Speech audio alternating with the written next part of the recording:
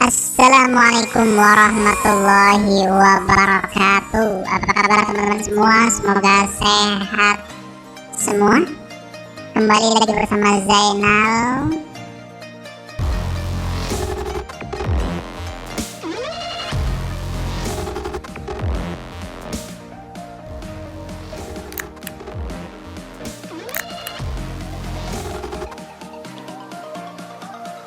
Assalamualaikum warahmatullahi wabarakatuh. Alhamdulillahilladzi hadana lihadza wa ma kunna linahtadiya laula an hadanallah. Asyhadu an la ilaha illallah wa asyhadu anna Muhammadan abduhu wa rasuluh la nabiyya ba'dah. Bismillahirrahmanirrahim. Alhamdulillahirabbil alamin. Puja dan puji syukur kita panjatkan kehadirat Allah Subhanahu wa taala, yang mana berkat rahmat dan hidayahnya lah kita dapat dipertemukan dalam acara pengenalan lingkungan sekolah SMK Bakti Persada tahun pelajaran 2021-2022 dalam keadaan sehat walafiat, amin. Salawat dan salam tak lupa semoga selalu tercurah keharibaan Nabi kita, Nabi besar Muhammad SAW, beserta keluarganya dan para sahabatnya, sehingga semoga kita semua mendapatkan syafaatnya di yaumil akhir, mendapatkan petunjuknya hingga akhir nanti.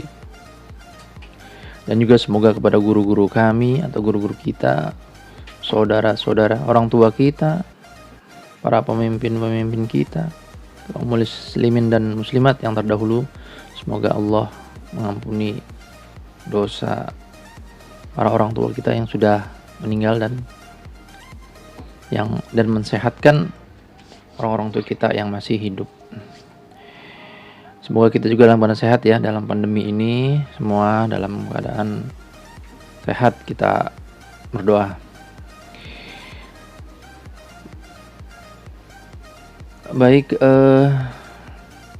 yang kami hormati pendiri Yayasan Miftahul Amal Abu Ya Kiai Haji Hamdani, semoga Allah sehatkan beliau dan seluruh keluarga yayasan. Yang kami hormati Bapak Kepala Sekolah SMK Bakti Persada, Bapak Syarif Hidayat MMPD, Ibu Wakil Kepala Sekolah Bidang Kurikulum Ibu Nursiam MPD, Ibu Wakil Kepala Sekolah Bidang Kesiswaan Miss Nita Dianti SPDGR. Yang kami hormati Ibu Kepala Program Bisnis Daring dan Pemasaran Ibu Eka Apriliwanti MPD, Ibu Kepala Program Akuntansi dan Lembaga Ibu Yusniar SPD, juga Bapak Kapro Kepala Program TKJ Bapak Riki Chandra Eskom, dan juga Bapak Ibu guru yang tak bisa saya sebutkan satu persatu, namun tak mengurangi rasa hormat dan takzim saya kepada Bapak Ibu guru semua. Juga kepada anak-anakku sekalian, siswa-siswi baru ya kelas 10 SMK Bakti Persada yang saya sayangi. Baik, alhamdulillah, akhirnya kita sampai pada agenda hari terakhir ya, pengenalan lingkungan sekolah di SMK Bakti Persada Kota Bekasi. Semoga apa yang telah kita capai di hari akhir ini, di hari-hari terakhir, di agenda terakhir, bermanfaat ya. Dan juga teman-teman masih semangat untuk menjalani agenda terakhir ini ya. Baik anak-anakku sekalian, peserta PLS yang berbahagia, perlu saya sampaikan saat ini bahwa di zaman atau di saat yang serba sulit ini tidak mudah untuk menjalani pembelajaran nanti di tahun pelajaran 2021-2022. Karena kondisi masih pandemi, pembelajaran pun masih daring. Ya, kita berdoa semoga pembelajaran bisa tatap muka juga walaupun bertahap. Jadi jangan jadikan hal ini sebagai alasan. Alasan apa? Alasan tidak semangat lah, alasan tidak bisa lah. Namun jadikan hal ini atau saat ini ya di serba sulit ini sebagai peluang, malahan sebagai peluang kita untuk meningkatkan prestasi, meningkatkan mental kita agar lebih baik lagi, agar kita bisa membuktikan bahwa di saat yang sulit, di saat semua orang bilang tidak bisa, namun kita buktikan bahwa kita bisa dan berprestasi. Bukan karena ketidakmampuan kita, baik dari sisi ekonomi, baik dari sisi keadaan yang tidak normal, bukan dari itu, tapi dari kita sendiri. Jadi saya berpesan, kita harus tetap semangat, kita harus kita harus memiliki strategi, kita harus memiliki rencana, kita harus memiliki mental, daya juang yang lebih untuk menghadapi pembelajaran di tahun ini.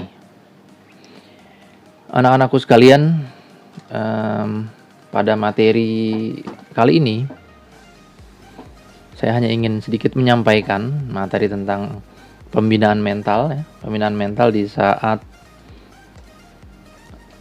pandemi ini ya. Pembinaan mental siswa di tahun pelajaran 2021-2022. Hal ini penting. Kenapa? Karena untuk menghadapi pembelajaran di tahun ini kita harus mempersiapkan, baik dari sisi fisik, mental, dari segi ekonomi juga wajib kita bersiap atau menyusun rencana-rencana. Ini adalah tahun kedua ya kita menghadapi pembelajaran di era pandemi ini, maka butuh strategi-strategi khusus untuk menjalaninya. Sebenarnya ini tahun lalu kita sudah menjalani pembelajaran seperti ini juga, namun masih banyak yang bisa dikatakan tidak maksimal, baik dari pihak sekolah, dari anak-anaknya, murid-murid, siswa-siswinya. Maka dari itu penting kita untuk mempersiapkannya. Di sini dari sisi karakter ya, tadi saya sudah sebutkan bahwa untuk menghadapi pembelajaran kali ini baiknya atau wajib kita untuk tetap menjalaninya dengan memohon doa, mendekatkan diri kepada Allah Subhanahu wa taala dan meningkatkan ketakwaan kita. Karena itu salah satu kunci utama, bahkan itu kunci utama ya untuk menghadapi seluruh ujian-ujian kehidupan.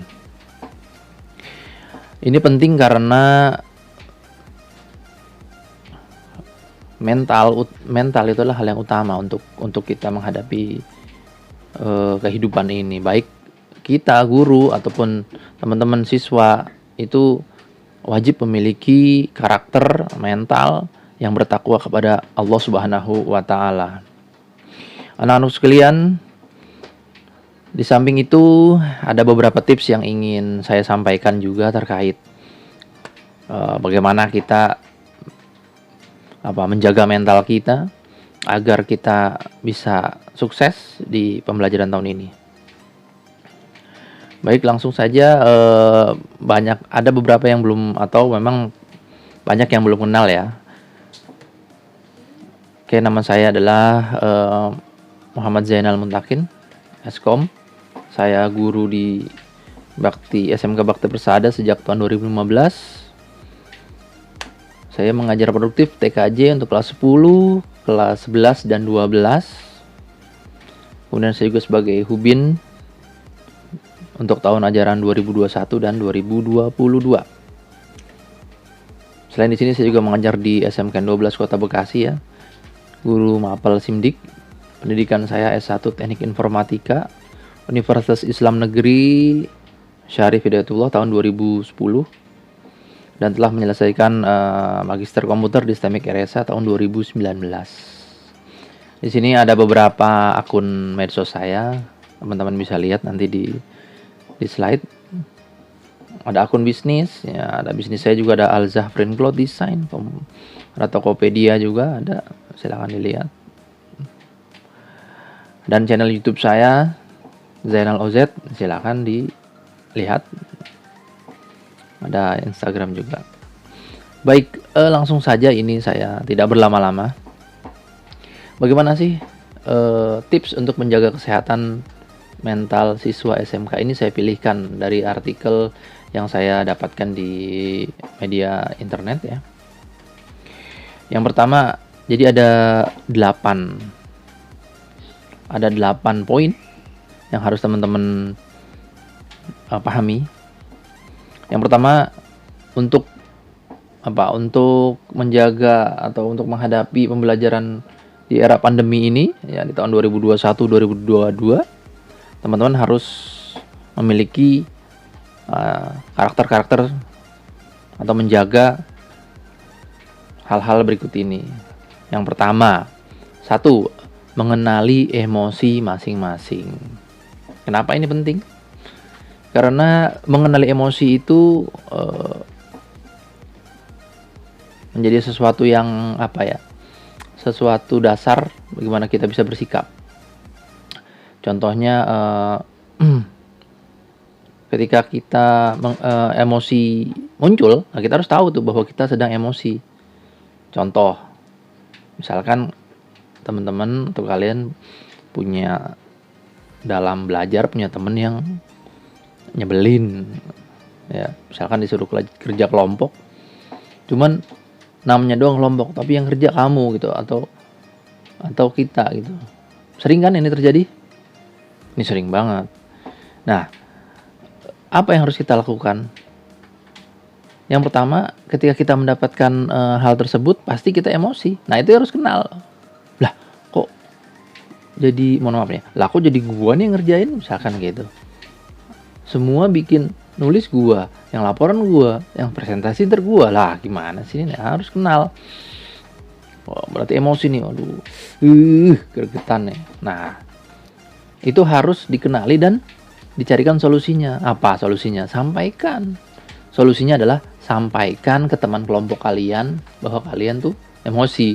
Ya artinya bukan emosi, saya emosi, enggak. Jadi sampaikannya secara asertif. Saya nggak suka ya kalau kayak begini. Mohon maaf, saya nggak suka kalau saya harus begini. Ini kan kita kelompok. Nah, kemampuan komunikasi juga harus disampaikan. Ini namanya asertif. Nah, ini di poin kedua, membangun sikap asertif. Apa sih asertif itu? Ya, poin pertama tadi kenali emosi, kenali kalau kamu sedang emosi itu. Yang kedua, miliki sifat asertif. Asertif itu apa? Kemampuan untuk mengkomunikasikan sesuatu kepada orang lain. Ya. Tetapi tetap menjaga atau menghargai hak dan perasaan orang lain tersebut. Ya, walaupun kita marah, tapi sampaikannya secara luwes, tegas, tapi tetap ada tegas gitu. Sampaikan, karena orang marah itu normal. Dan intinya untuk memecahkan atau menyelesaikan masalah. Namun tetap jangan sampai menyakiti lawan bicara. Contohnya jangan marah-marah, jangan jangan menggunakan kata-kata kasar gitu. Kalau sekedar misalkan menekan, mungkin bisa gitu, karena kalau kita agak tegas kan ada tekanan gitu. Itu wajar saja, apalagi kalau bisa memanipulasi marah, itu lebih hebat lagi. Tapi yang namanya tegas pasti ada cirinya menekan, seperti itu. Cuma sampaikanlah dengan asertif ini, dengan bijak. Yang ketiga yaitu bersikap atau memiliki karakter komunikasi terbuka. Ya, apa itu komunikasi terbuka? Yaitu bisa berbicara kepada siapapun, terutama kepada keluarga. Ya, kepada keluarga atau teman dan teman yang berhubungan dengan masalahnya tersebut agar bisa menemukan solusi atau keteduhan hati. Ya, harus bisa itu, harus komunikasi terbuka, harus jujur seperti itu. Itu poin ketiga ya dalam menghadapi pembelajaran yang serba sulit tahun ini. Kemudian yang keempat, memiliki pola hidup sehat. Sudah pasti ya, ini penting juga. Jadi jangan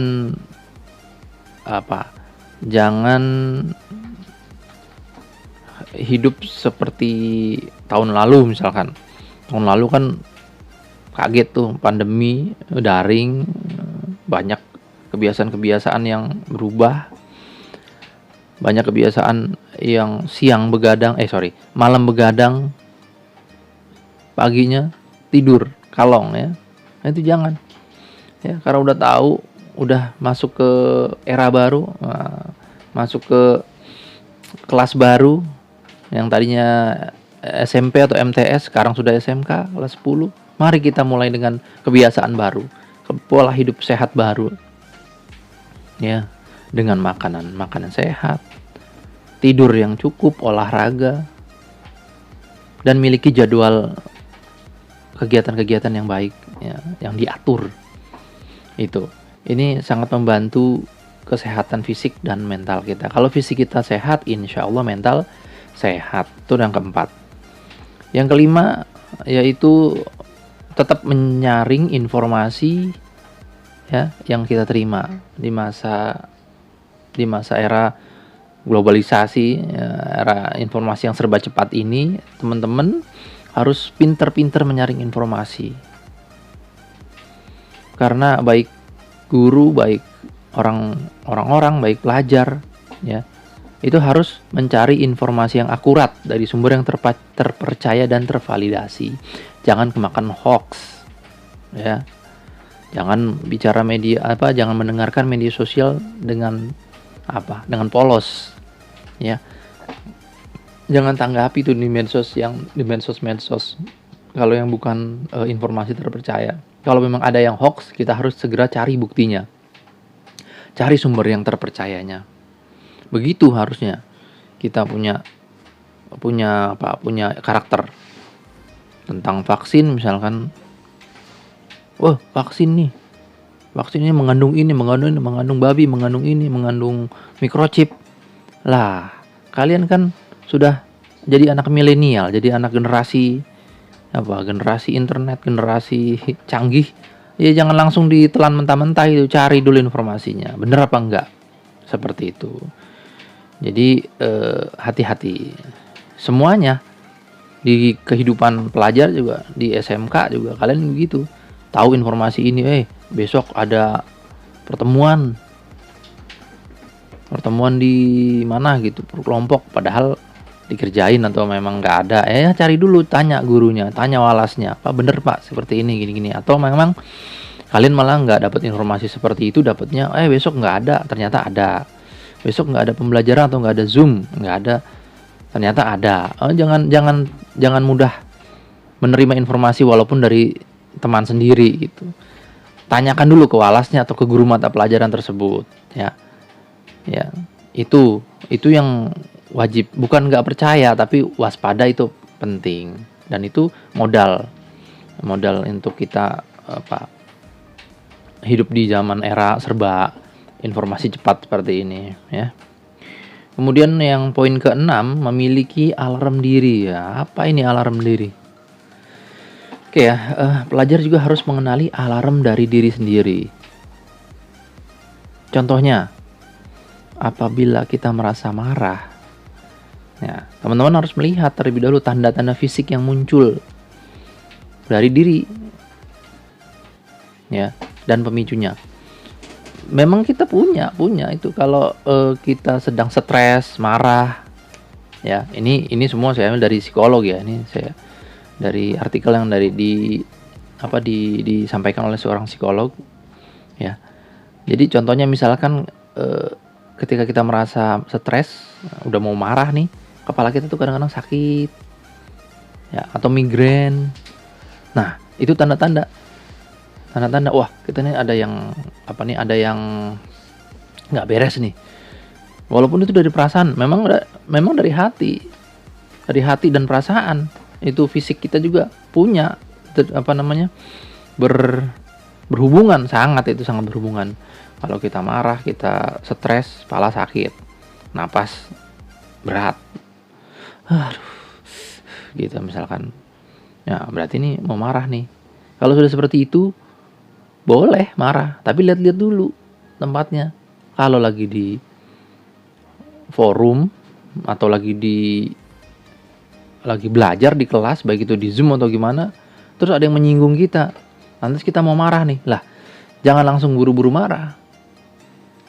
Kalau bisa diselesaikan marah itu saat itu boleh, tapi kalau nggak bisa, ada guru misalkan acara resmi, jangan marah di situ. Boleh kita izin, Pak izin mau ke kamar mandi. Ketika contohnya misalnya kita di kelas tatap muka, ketika pembelajaran ada yang ngebully kita, ada yang ngeledek kita, dasar lu, seketika itu kita marah. Nah, kalau kita marah-marah di situ kan jadi berantakan, jadi nggak baik juga buat kita. Kita buru-buru misalkan izin, Pak izin ke kamar mandi. Nah, kamar mandi kucuk, tahu-tahu teriak di kamar mandi, wah, ribut lagi karena banyak, wah siapa tuh yang teriak. Jangan juga. Jadi ya misalkan di kamar mandi cuci muka gitu, atau tarik napas dalam-dalam. Ya kalau mau nangis boleh, seduh-seduh, asal jangan nangis teriak-teriak kayak orang gila, bisa nanti dibilang surupan nanti ya. Nah, jadi lakukan hal itu untuk merelaksasi diri gitu. Kemudian setelah tahu kan, yang poin pertama kenali emosi kan, kita udah emosi, kemudian alarm diri tubuh kita ini memberikan reaksi, oh ternyata saya sedang marah. Oh ya udah, tenangkan. Kemudian kalau bisa nanti setelah ini saya akan bilang kepada dia, ya, strateginya apa nih, untuk solusinya apa nih. Misalkan saya akan bilang dia bahwa saya sedang marah, saya nggak mau diginiin, saya nggak mau diledek-ledekin seperti ini, saya nggak mau dikata-katain. Itu boleh seperti itu, tapi secara asertif tadi nanti seperti itu. Ya, itu memiliki alarm diri. Yang ke-7, memiliki hobi dan kegemaran. Jangan lupa ini. Walaupun di masa pandemi ini hobi dan kegemaran ini malah harus harus dicari. Jangan sampai kalian suntuk di rumah. Walaupun memang harus di rumah, tapi kan ada hobi atau pekerjaan yang bisa dilakukan. Cari tuh solusinya. Misalnya kita hobi mancing misalkan, cari solusinya. Kalau lagi pandemi begini, mancing di tempat pemancingan berbahaya misalkan, ya udahlah mancing di mana gitu, di selokan komplek misalkan ya, tapi jangan yang berbahaya ya, di mana ya pokoknya. Atau main game mancing ya kan bisa seperti itu, yang penting tidak kebablasan main gamenya. Jadi disarankan sekali untuk memiliki hobi yang aman, tapi ya, karena ini bisa meningkatkan kadar hormon membuat bahagia dalam tubuh. Nah, ini bisa meningkatkan imun kalau udah bahagia seperti itu. Ya, yang ke-8, nah jangan malu berkonsultasi. Gimana? Jadi jangan mentang-mentang kita orangnya tertutup gitu ya, atau menjaga pemalu gitu. Jangan diterusin ya. Kita tetap harus punya komunikasi atau punya keberanian untuk berkonsultasi atau bicara. Itu harus. Itu sebagai makhluk sosial itu sudah salah satu yang fitrah kita untuk bicara, bukannya gibah ya atau gosip. Jangan.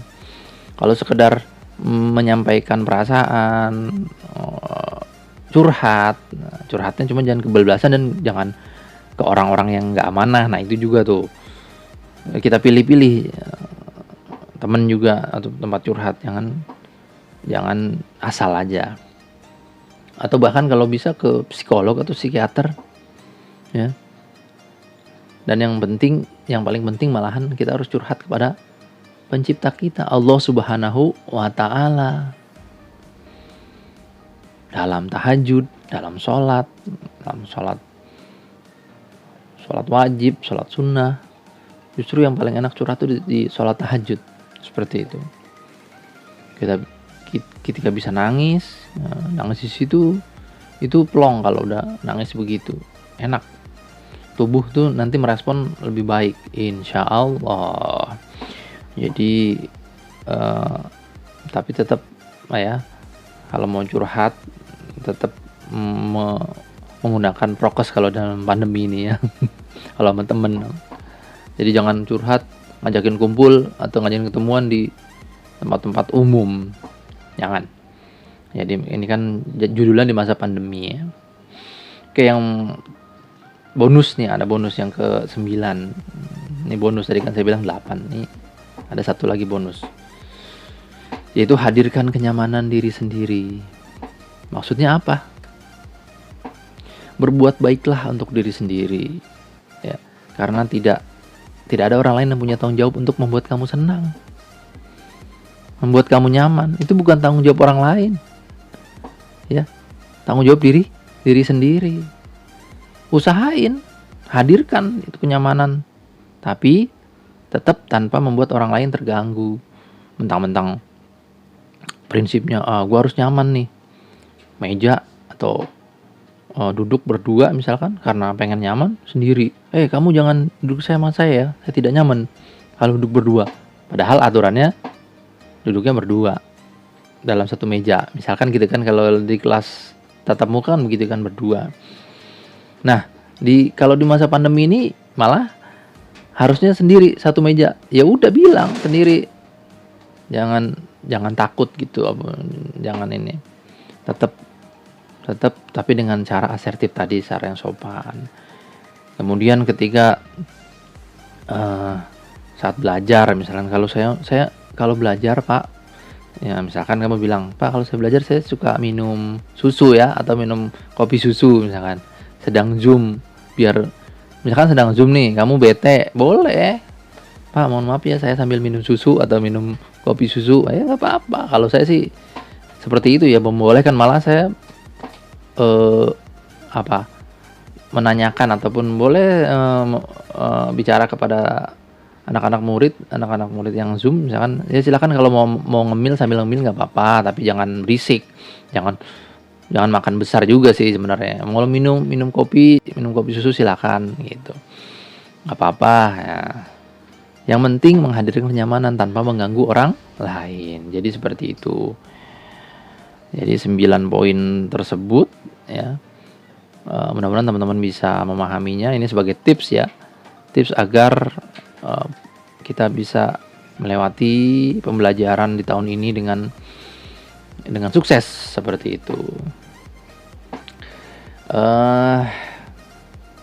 Ada pesan kesan dari saya ya, my quote namanya nih. Jadi, hargailah yang kecil untuk menjadi besar.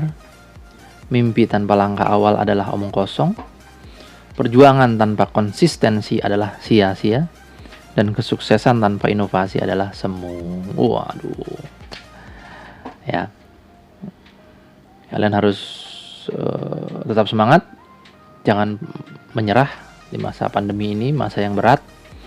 Kita harus saling bekerja sama, baik antara teman, antara siswa, antara orang tua di rumah, guru, ya, dan semua elemen sekolah, keluarga terutama ya. Dengan siswa itu kamu atau teman-teman harus selalu berkomunikasi dengan orang tua, dengan keluarga di rumah, karena di masa pandemi ini kita sebagai guru tidak bisa secara langsung. Kalau lagi PJJ ya nggak bisa langsung mengontrol kalian. Apa yang kalian rasakan, apa yang kalian hadapi, sampaikan ke orang tua. Jaga hubungan baik makanya dengan orang tua. Jangan ngeluh mulu gitu, maksudnya jangan nagih melulu. Misalkan handphone udah mulai error atau gimana ya, pakainya yang bener lah. Maksudnya jangan dipakai buat game mulu, mabar mulu. Kuota udah tahu kuota susah, kuota sedikit, pakai mabar mulu, giliran mau ujian nggak punya kuota, nggak punya pulsa, marah-marah ke orang tua. Padahal yang bikin susah kalian sendiri. Itu maksud saya seperti itu ya. Mungkin itu saja apa yang bisa saya sampaikan. Semoga bermanfaat ya. Sekali lagi pesan saya, tetap pola hidup sehat, kemudian tetap bahagia, jangan lupa tetap mendekatkan diri kepada Allah Subhanahu wa taala ya. Dengan beribadah, ini belajar juga ibadah, PJJ ibadah, sholat 5 waktu, sholat sunnah, kemudian baca Quran segala macam lebih ditingkatkan di era pandemi saat ini, ya, pembelajaran saat ini, karena kita tahu kita masih dalam kondisi yang memprihatinkan ya, masih dalam kondisi pandemi yang naik. Jadi PPKM, PSBB atau apalah yang meminimalisir mobilitas atau pergerakan manusia, perkumpulan nggak boleh. Justru itu meningkatkan kesempatan kita untuk meningkatkan ibadah kita kepada Allah Subhanahu wa taala. Jangan lupakan itu yang terpenting menurut saya. Kemudian jaga hubungan baik dengan keluarga, jaga hubungan baik dengan guru, dengan teman apalagi ya, karena di masa pandemi di PJJ ini teman itu nanti ya bisa justru sangat butuh teman gitu, nggak bisa nanya dengan guru langsung, bisa ke teman, seperti itu ya. Jangan pada marah begitu ya. Mudah-mudahan bermanfaat. Sampai bertemu lagi nanti di kelas ataupun mudah-mudahan bisa tatap muka atau masih PJJ ya. Semoga apa yang saya sampaikan bermanfaat. Mohon maaf apabila ada kesalahan dalam penyampaian. Saya akhiri dengan ucapan alhamdulillah rabbil alamin, dengan doa ya, subhanakallahumma wa bihamdika asyhadu an la ilaha illa anta astaghfiruka wa atubu ilaik. Terima kasih. Wassalamualaikum warahmatullahi wabarakatuh.